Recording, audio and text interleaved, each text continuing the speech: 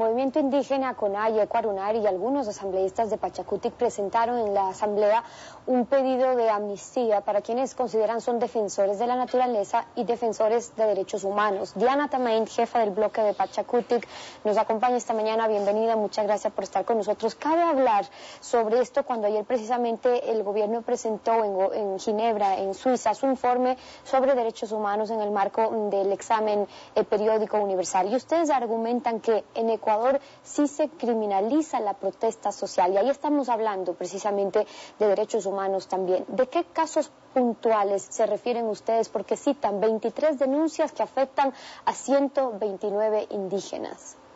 Sí, buenos días, muchísimas gracias.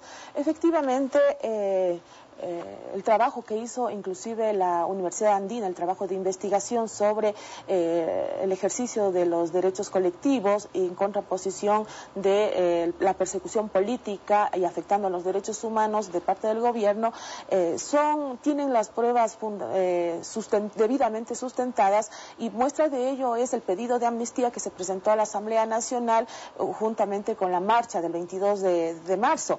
Son 23 procesos de los que nosotros como organizaciones de movimiento indígena lo tenemos recopilado, que no son 23 personas, como el presidente trata de mover números y dar interpretaciones a esto, que aglutinan a 129 defensores y defensoras que en diferentes eventos han sido acusados por sabotaje y terrorismo, han sido llevados procesos penales, inclusive procesos administrativos, procesos civiles, para amedrentar, para tenerlos en una investigación permanente y de esa manera evitar la protesta social, o de una vez decirlo, criminalizar la protesta social. Ahora, ¿cuándo se dijo que hay casi 200 indígenas enjuiciados o que se le está siguiendo algún proceso? El gobierno salió a decir que no es el gobierno, el Estado quien ha iniciado estos juicios, que son empresas privadas y otros casos. Entonces, expliquemos, ¿en qué casos ha sido el Estado propiamente el denunciante a través de la Fiscalía, de la Policía, etcétera? ¿Hay esos casos? Por supuesto, yo por el tiempo quisiera hacer mención 2 o 3 casos máximo. Primero, el que todos conocemos, el que se acusa a Marlon Santi y a Delfín Tenesaca por sabotaje y terrorismo, cuando tuvimos la gran marcha, cuando se desarrolló el ALBA en la ciudad de Otavalo. Y lo que dice la señora fiscal, ¿por qué se le acusa por sabotaje y terrorismo? Es porque ingresaron en forma abrupta, porque forcejearon con los agentes del orden público, porque gritaron consignas que atentan con la seguridad pública, pero el delito más grave es que uno de los policías perdió un par de esposas, estos grilletes que les ponen a los detenidos para llevarlos a la cárcel. Estamos viendo imágenes, de hecho, asambleísta ahora mismo. Recordemos que ahí se celebraba la conmemoración de los 20 años del levantamiento indígena en 1990, pero luego llegaron acá a las afueras de la cumbre que se estaba realizando en este tipo de manifestaciones que se dieron, por eso fueron acusados y están escuchando también por sabotaje y terrorismo 2 dirigentes, Delfín Tenesaca y el expresidente de la CONAIE, y el presidente de la Ecuarunari, Marlon Santi, expresidente de la CONAIE. Así es, ahí se empieza una investigación por terrorismo, porque un policía perdió un par de esposas. Es inaudito de cómo se exageran los delitos y se utiliza la forma más, digamos, injustificada para acusar a nuestros dirigentes. El otro caso emblemático, digamos, tristemente emblemático, que se lleva en las fiscalías, el caso de Pepe Acacho. Se le empieza acusando por sabotaje y terrorismo, luego por terrorismo organizado, luego se cambia a la figura de terrorismo con homicidio. Entonces no encuentran la justificación suficiente para procesarlo por estos delitos y van acomodando las circunstancias. Hay que aclarar, asambleísta, que este caso continúa, y este fue el mismo caso en el que el ministro en ese entonces, José Serrano, inició un proceso penal disciplinario contra la jueza Narváez, quien aceptó el habeas corpus en favor de los 3 líderes Shuar. Por supuesto, sigue en proceso, ningún caso está cerrado, siguen en investigaciones. El compañero Pepe Acacho tiene que presentarse todas las semanas ante la Fiscalía para decir que está presente, que no se ha fugado, y no logran resolver. Es más, los testigos en esta investigación por la muerte de Bosco Bizuma entran en contradicciones y sin embargo de ello el proceso sigue. La la persecución política que hace el gobierno a los dirigentes y líderes indígenas es evidente. El último caso que quisiera mencionar es precisamente el que se hace contra el prefecto Humajinga, el prefecto de la provincia de Cotopaxi. La Contraloría le destituye sin dar el debido proceso por encima de todo procedimiento legal, porque supuestamente se contrató a familiares de consejeros que son parte, ¿no es cierto?, del Consejo Provincial, de algunos alcaldes. Cuando nosotros vemos que en estos casos se aplica la ley supuestamente con todo su rigor, mientras que los verdaderos delincuentes, como el exministro de Deportes, el que se comió los cheques, el que se llevó los millones de dólares para la construcción de escenarios deportivos, sigue libre. Ahora regresa con todos los honores, como representando a la honestidad. Asambleísta, aquí hay algo importante, porque estábamos revisando imágenes, bien recordamos también lo que ocurrió en su momento en las protestas con la ley de aguas, usted hace referencia a otros casos.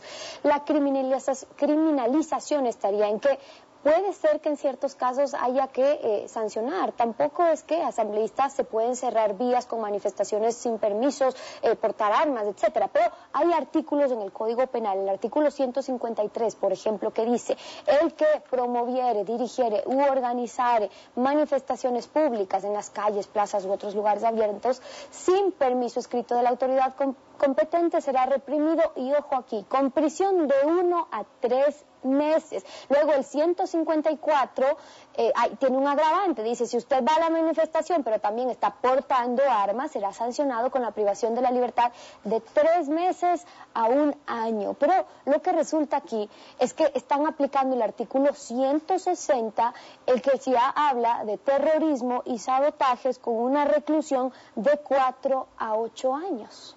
Precisamente es eso, nosotros no decimos que no se nos aplique la ley, sí le están acusando por desorden público, ¿no es cierto?, o por cerrar las vías, apliquen lo que corresponde, la sanción que corresponde. Si es una manifestación sin permiso de la autoridad respectiva, apliquen lo que corresponde, pero lo que sucede aquí es que aplican la pena más grave, la pena más fuerte, la investigación más dura a través de la Fiscalía para mantenerlos ocupados a nuestros líderes, para amedrentar, y eso significa criminalizar la protesta social. Por eso es que nosotros estamos presentando, o hemos presentado ya en la Asamblea Nacional, y efectivamente se necesita de 83 votos para conseguir la amnistía. Sobre eso, la Asamblea en el 2008 concedió ya amnistía a cientos de dirigentes indígenas, a campesinos, a defensores del agua. Lo que usted está diciendo es que, a pesar de que hace algunos años, 4 ya, se reconoció en ese momento cierta persecución, se está volviendo a caer en lo mismo con estos juicios de la salida. ¿Otra vez tiene que ser una amnistía?